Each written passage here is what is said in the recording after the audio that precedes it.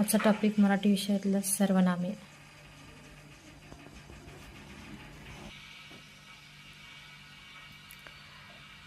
सर्वनामाचे 6 प्रकार पडतात. संबंधित सर्वनाम, दर्शक सर्वनाम, पुरुषवाचक सर्वनाम, प्रश्नार्थक सर्वनाम, सामान्य सर्वनाम किंवा अनिश्चित सर्वनाम, आत्मवाचक सर्वनाम. प्रथम आपण संबंधित सर्वनाम पाहूया. वाक्यात पुढे किंवा नंतर येणाऱ्या दर्शक सर्वनामाशी संबंध दाखविणाऱ्या नामास संबंधी सर्वनाम म्हणतात.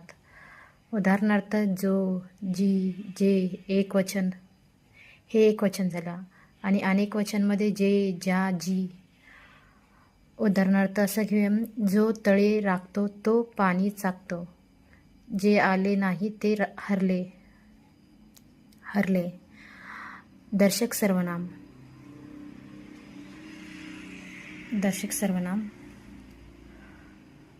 वस्तू दाखवण्यासाठी जे सर्वनाम येते त्यास दर्शक सर्वनाम.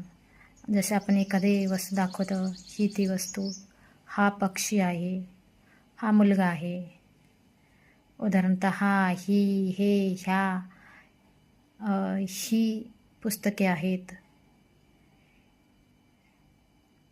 तो कोण आहे किंवा तो मुलगा आहे, ती मुलगी आहे. या प्रकारे आपण दर्शवितो किंवा एखादी वस्तू दाखविताना आपण दर्शक सर्वनामाचा वापर करतो.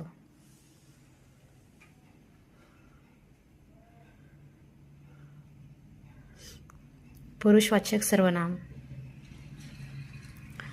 या 3 वर्ग पडतात. बोलणाऱ्याचा, ज्याच्याशी आपण बोलतो किंवा लिहितो त्याचा संबंध पुरुषवाचक सर्वनामामध्ये येतो. ज्याच्याशी आपण बोलतो किंवा लिहितो त्याचा संबंध द्वितीय पुरुषवाचक याच्याशी येतो.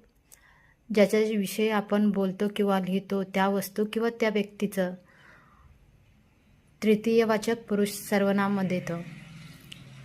प्रथम पुरुषवाचकमध्ये सर्वनाम बोलणारा हा स्वतः म्हणजे मी किंवा आम्ही आहे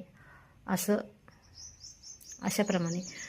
द्वितीय पुरुषवाचक सर्वनाम ज्याच्याशी बोलायचं